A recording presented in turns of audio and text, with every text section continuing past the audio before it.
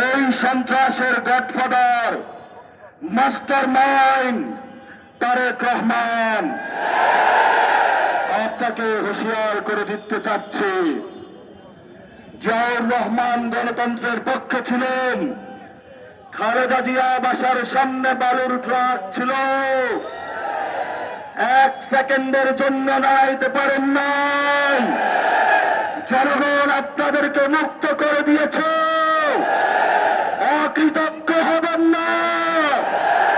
যেই মানুষ মুক্ত করে দিয়েছে সেই মানুষের উপরে আপনি বুকে গুলি চালাচ্ছেন।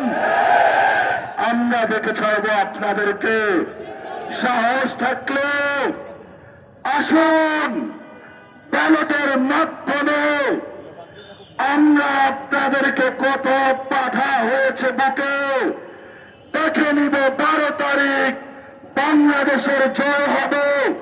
সন্ত্রাসকে না বলুন, টেন্ডারবাজকে না বলুন, দুর্নীতিকে না বলুন, দখলদারিত্বকে না বলুন।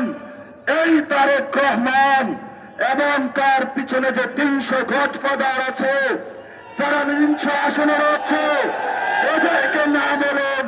তবেই আমাদের বাংলাদেশ মুক্তি পাবে, তবেই আজাদের বাংলাদেশ। বাংলাদেশের লড়াই জারি রাখুন, ঐক্যবদ্ধ থাকুন, আজাদের মিছিল চালু করুন, পলাশির প্রান্তরে চলুন।